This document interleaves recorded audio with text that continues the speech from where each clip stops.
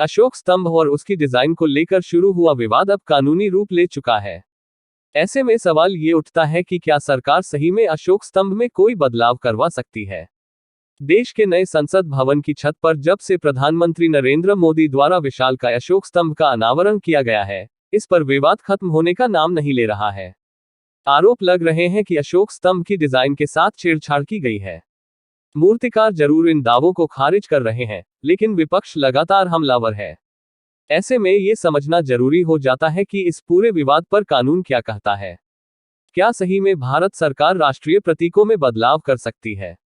अब इस विवाद का जवाब भारतीय राष्ट्रीय चिन्ह दुरुपयोग की रोकथाम एक्ट 2005 से जुड़ा हुआ है। बाद में जब इस कानून को 2007 में अपडेट किया गया था, एक्ट में स्पष्ट रूप से कहा गया है कि भारत के राष्ट्रीय प्रतीक को आधिकारिक मोहर के रूप में उपयोग करने के लिए अनुसूची में वर्णित किया गया है।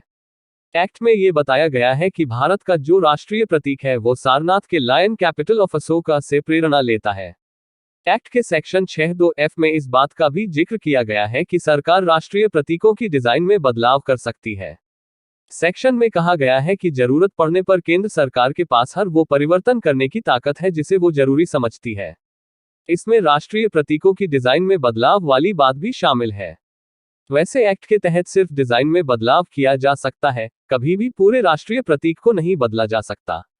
सुप्रीम कोर्ट के वरिष्ठ एडवोकेट संजय घोष कहते हैं कि 2005 एक्ट के तहत सरकार राष्ट्रीय प्रतीकों की डिजाइन में बदलाव कर सकती है, लेकिन ये याद रखना जरूरी है कि ये प्रतीक भारत के लोकतंत्र का अहम हिस्सा है, उनकी एक अलग ऐतिहासिक पहचान है। ऐसे में सरकार कभी भी कुछ बदलने का फैसला लेती है तो उसे काफी सोच समझकर फैसला लेना चाहिए। अब डिजाइन में तो सरकार बदलाव कर सकती है, लेकिन क्या पूरे राष्ट्रीय प्रतीक को भी बदला जा सकता है? यहाँ ये जानना जरूरी हो जाता है कि कानून के तहत तो सिर्फ डिजाइन में भी बदलाव किए जा सकते हैं, लेकिन जैसा देश का संविधान है, सरकार किसी भी कानून में समय समय पर बदलाव ला सकती है, उनका संशोधन कर सकती है। इस बारे में एडवोकेट राधिका रॉय बताती हैं कि केंद्र सरकार के पास सिर्फ राष्ट्रीय प्रतीक के डिजाइन में बदलाव करने की ताकत नहीं है, बल्कि वो पूरा राष्ट्रीय प्रतीक भी बदल सकती है। ऐसा इसलिए क्योंकि भारतीय राष्ट्रीय चिन्ह दुरुपयोग की रोकथाम एक्ट 2005 में ऐसा कोई प्रावधान नहीं है जो सरकार को ऐसे बदलाव करने से रोक सके। ऐसे में कानून में संशोधन कर और फिर दोनों सदनों से उसे पारित करवाकर पूरे राष्ट्रीय प्रतीक को भी बदला जा सकता है।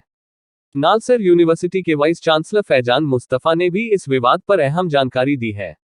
वे बताते हैं कि आर्टिकल 51A और नेशनल ऑनर्स एक्ट में ये स्पष्ट रूप से बताया गया है कि किसी भी भारतीय को अपने राष्ट्रीय प्रतीकों का कैसे सम्मान करना चाहिए। इसमें राष्ट्रीय ध्वज से लेकर राष्ट्रगान तक शामिल है।